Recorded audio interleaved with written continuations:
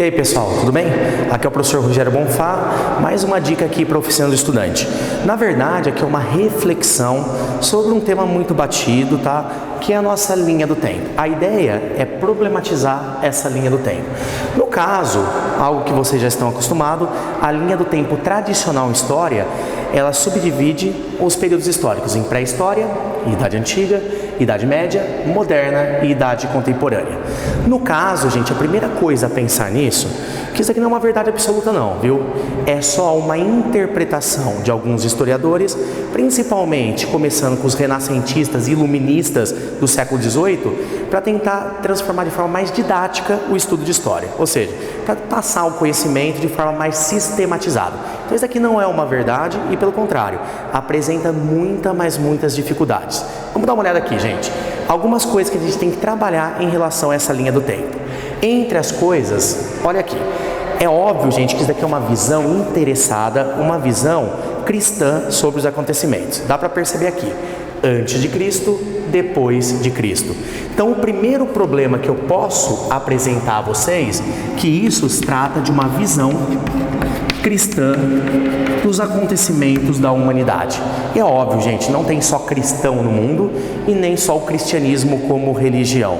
Nós temos islâmicos, judeus, hindus, e essa coisa aqui não faz menor sentido para eles. Então, o primeiro problema é uma visão cristã dos acontecimentos.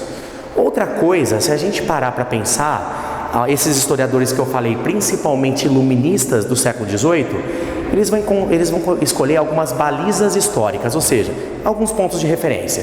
Dá uma olhada aqui, 4000 a.C. é a invenção da escrita.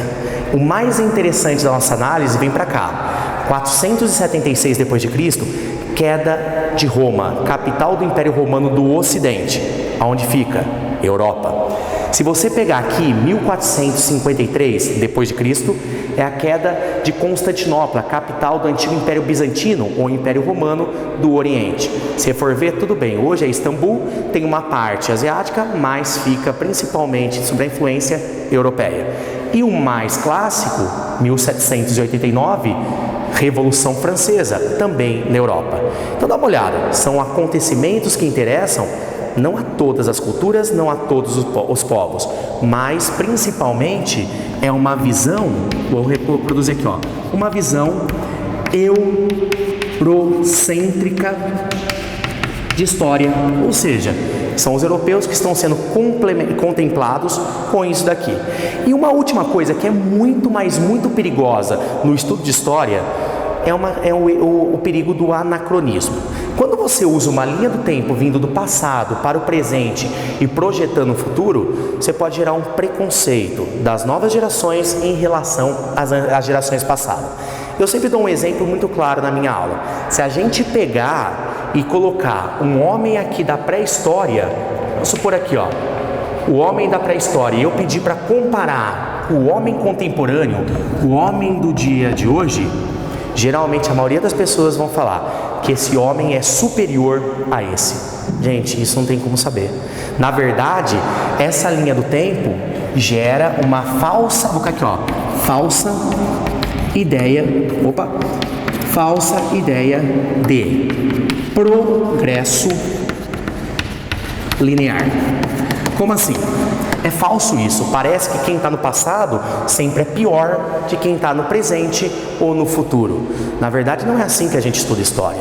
História, a gente nos preocupa, no caso, em estudar cada período histórico com as suas características, respeitando essas características do povo em cada localidade. Então não adianta a gente vir para estudar pré-história ou a Idade Antiga ou qualquer outro período com uma visão contemporânea, com o que a gente tem e o que eles não têm. Isso gera preconceito, isso gera uma análise equivocada da história, podendo recorrer ao anacronismo, que é um dos piores problemas do historiador.